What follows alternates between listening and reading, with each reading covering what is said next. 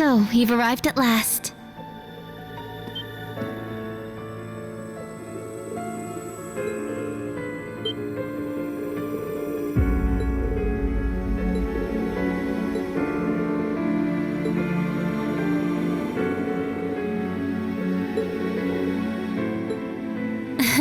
Yes, it's good to see you all again. Please, come in. They're waiting for you just over there.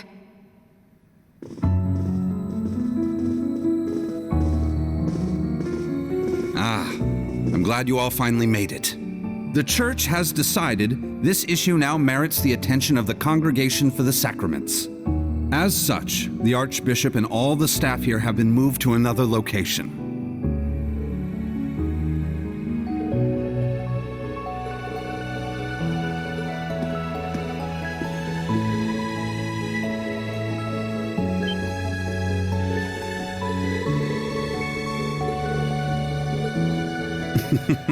Thank you for all your diligence, Rosine.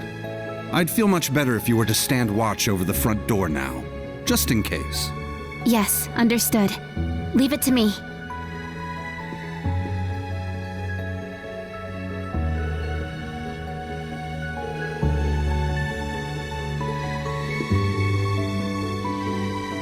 Let me introduce you.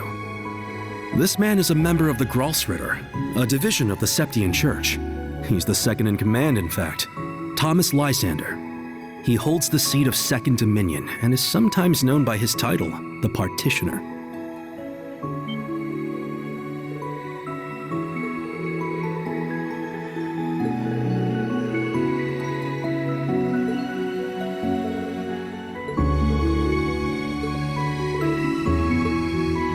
Now allow me to introduce you. This man is one of the Gralsritter's 12 Dominion, the successor to the 8th Dominion, Gaius Worzel.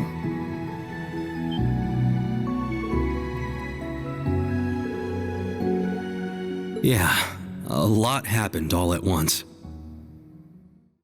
After graduating from Thors, I returned to Nord and began observing the struggle between Erebonia and Calvard.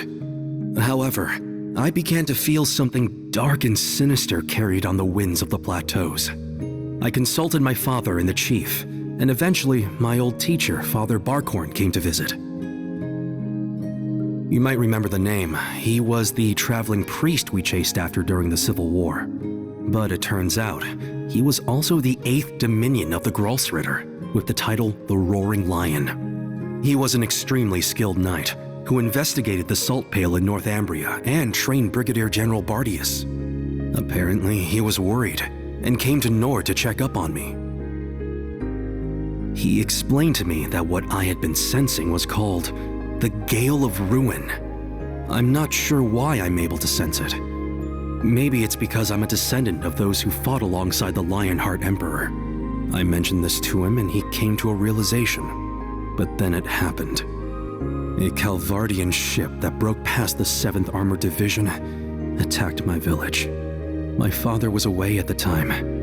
I fought back in an attempt to protect my family, but it was no use. Right as I prepared myself for death, my teacher threw his huge body in the way to protect me. And as he lay there dying, he passed his stigma onto me.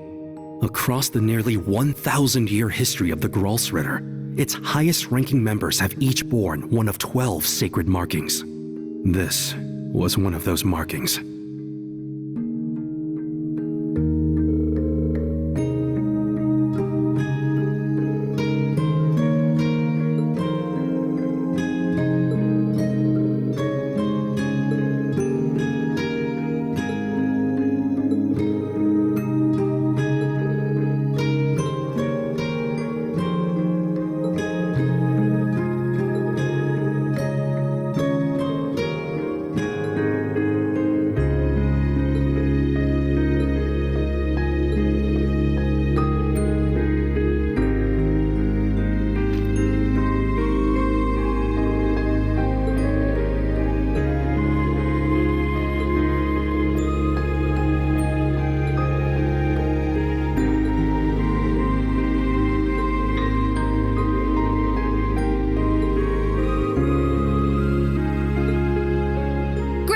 here! Stop hiding! Come out already! You're the one who called us here in the first place, aren't you? I only hid myself so as not to interrupt your discussion.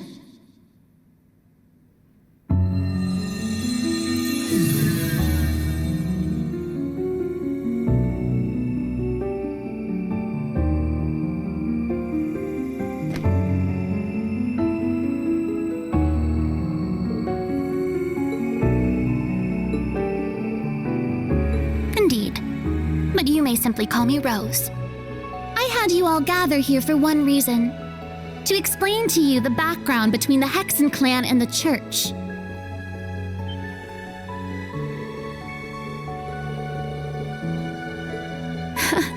It's not as though we don't believe in Adios. There have been some differences in opinion over the years, but we and the Church have worked together on a number of occasions. For example, during the War of the Lions, or the vampire incident in the Middle Ages. Not to mention the fight against the Dark Dragon 800 years ago. But all that was just Rose sticking her nose into other people's business.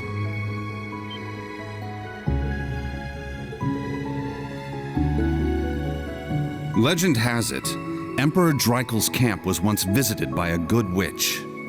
And the novel Red Moon Rose features a vampire hunter affiliated with the Church who was, in truth, the true ancestor of the vampires. The woman you now see before you was both of these people, even if she looks a bit different.